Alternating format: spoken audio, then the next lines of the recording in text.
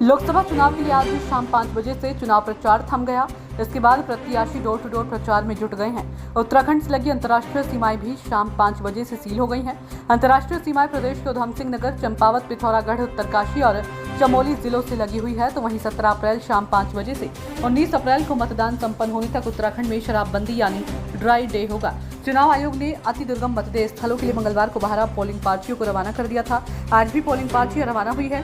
चुनाव आयोग के मुताबिक इस बार अब तक 16 करोड़ रुपए से ऊपर शराब, नशा सामग्री, नकदी पकड़ी गई है। राज्य में 19 अप्रैल को सुबह 7 बजे से शाम 5 बजे तक मतदान होगा। राज्य की 5 लोकसभा सीटों पर मुख्य मुकाबला भाजपा व कांग्रेस के बीच है। दोनों पार्टियां अपनी अपनी जीत के दावे कर रही हैं। देखिए, भारतीय जनता पार्टी का ये सपना है, सपना ही रह जाएगा। इतनी महंगाई इन्होंने 10 साल के अंदर कर दी। जो गैस का सिलेंडर 300 रुपए का होता था, उसको कांग्रेस ने 70 साल में 300 रुपए इन्होंने किया। इन्होंने 10 साल में लाके उसको 1100 रुपए कर दिया।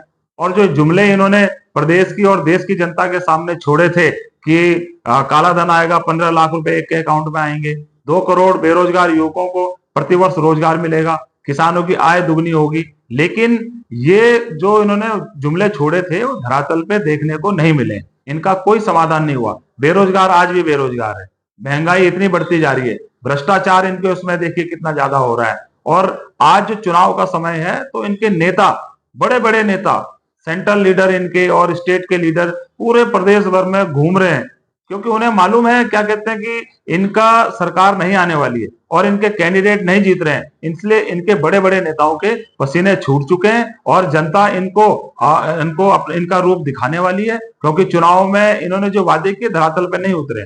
तो इसलिए जनता अपना रूप दिखाएगी और निश्चित तौर पर 19 तारीख को जो चुनाव होगा, कांग्रेस के पक्ष में मतदान होगा और भारतीय जनता पार्टी का सुपड़ा उत्तराखंड से साफ होगा। उन्होंने अपने बहनों को ही वो काम किया गया है और बहनें उसमें आगे बढ़ेंगी।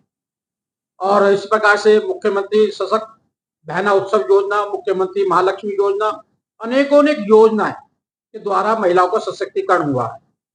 और गरीब कल्याण की भी अनेकों योजनाएं चली हैं, जिसमें गैस रिफिल है और 80 करोड़ लोगों को जो फ्री भोजन गरीब लोगों को दिया जा रहा है वो उसमें जुड़ा हुआ है।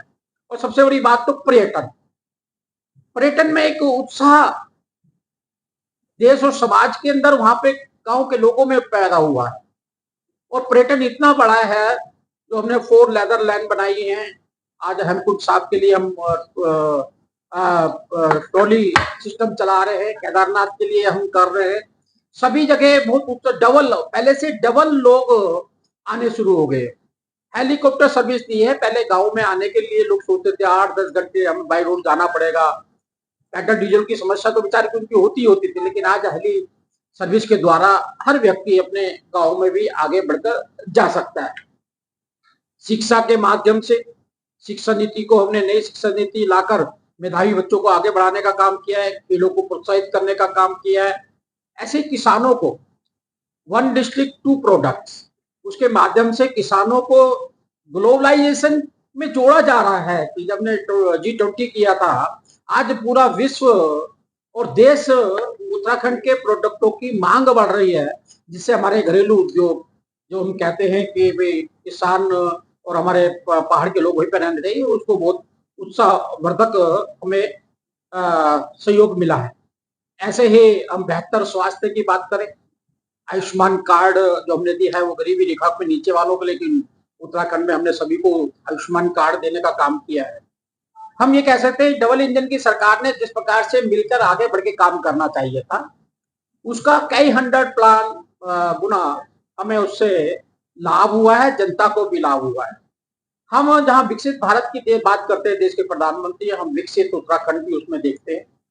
ट्रेन की कनेक्टिविटी देखते हैं, एयर की कनेक्टिविटी देखते हैं, रोड की कनेक्टिविटी देखते हैं, दिल्ली से उत्तराखंड का देहरादून का आवागमन, सभी लोग उत्साहित होकर कहते हैं। इन सब कामों को देखते हुए उत्तराखंड की जनता ने आज मन बना लिया है कि हमें ऐसी ही सरकार चाहिए। जो हमारे क्रांतिकारियों ने सपना देखा था, उसके अनुरूप आज उत्तराखंड विकास भी कर रहा है।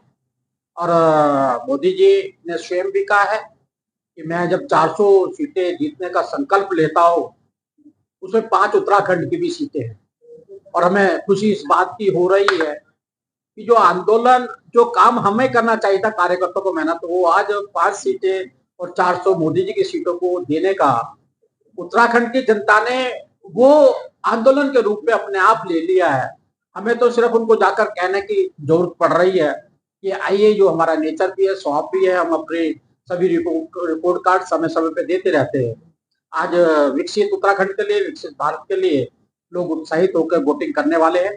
हम पांचों सीटों को भारी बहुमत से, मेरा आकलन है कि कम से कम 20-25 लाख से टोटल उत्तराखंड को हम जीतेंगे। सारी सीटें भारी बहुमत से जीते। कार्यकर्ता में उत्साह है। आज प्रचार थम जाएगा, उसके बाद बस्ते वितरण हमारे सारे हो गए हैं और हमें वोटिंग वाले दिन पूरी ताकत से हमने अपनी फौज को, अपनी सेना को तैयार कर लिया है। जनता उसमें उत्साहित है। बहुत बहुत धन्यवाद।